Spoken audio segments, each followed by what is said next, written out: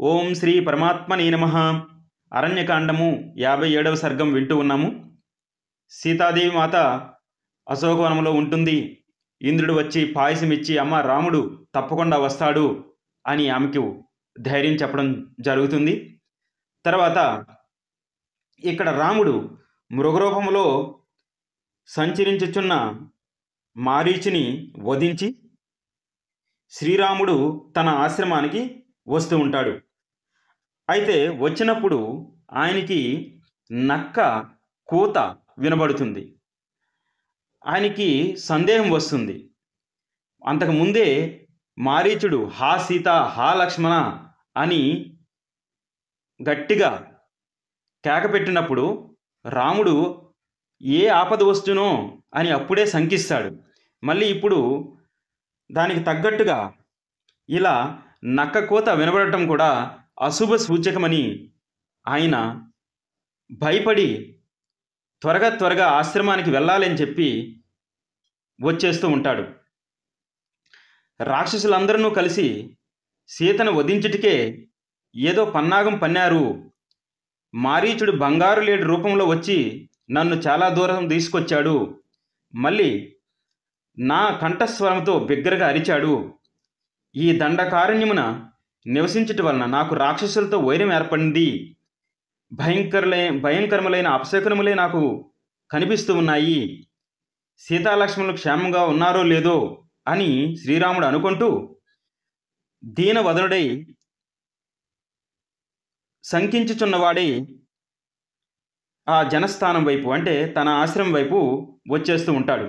ఇంతలో అనేక అపశకునాలు ఆయనకి కనిపిస్తూ ఉంటాయి.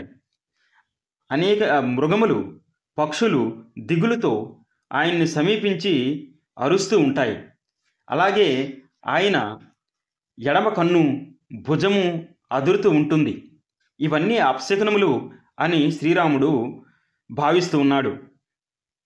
అంతలో మిక్కిలి దుఃఖముతో విచారవదనుడై లక్ష్మణుడు చిత్తాక్రాంతుడై శ్రీరామునికి ఎదురుగా వస్తూ ఉంటాడు. రాక్షసులకు నిలయమైన వనమునందు నా అన్నవారు లేకుండా సీతను ఒంటరిగా విడిచి వచ్చినందుకు లక్ష్మణుడిని శ్రీరాముడు మందలిస్తాడు. అతడు లక్ష్మణుని చేతిని పట్టుకొని ఆర్తిని ప్రకటించుచు లక్ష్మణుడితో, అయ్యో, నీవు ఆశ్రమమున సీతాదేవిని ఒంటరిగా విడిచి వచ్చితివి. నీవు చేసిన పని ఏమీ బాగోలేదు సుమా. ఇంతకు ఆమె క్షేమమే గదా.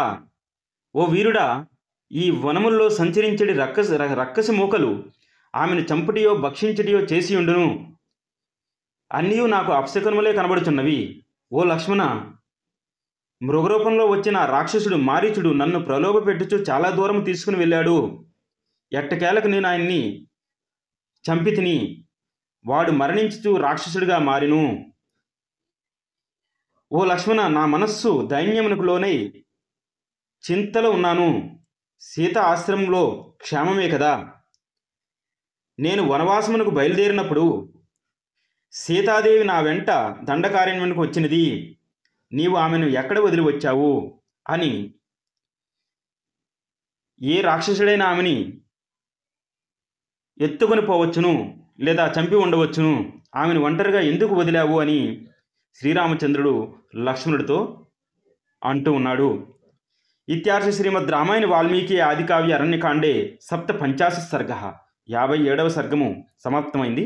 ఇప్పుడు 58వ సర్గం విందాం. నేను దండకారణ్యమునకు రాజ్యభ్రష్టుడిని వచ్చినప్పుడు సీత కూడా నా వెంటే వచ్చింది. సుఖ దుఃఖముల్లో నాకు భాగస్వామి అయిన సుందరాంగియగు ఆ జానకి ఎక్కడ? ఓ వీరుడా, ఆమె లేకుండా నేను ఒక క్షణం కూడా జీవించలేను. ఓ లక్ష్మణ, నేను ఆశ్రమంకు చేరినప్పుడు వైదేహి చిరునవ్వు ముఖముతో ఎదురు పడుతుందా?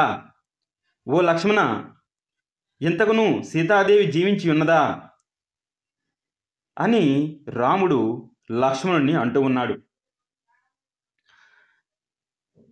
అయ్యో లక్ష్మణ అని బిగ్గరగా కేకపెట్టుచే మహావీరుడవైన నీకును అన్ని విధాలుగా భయం కలిగి ఉండును కదా. నా కంఠస్వరంను బోలిన గొంతును విని వైదేహి ఎంత భయపడిపోయిందో.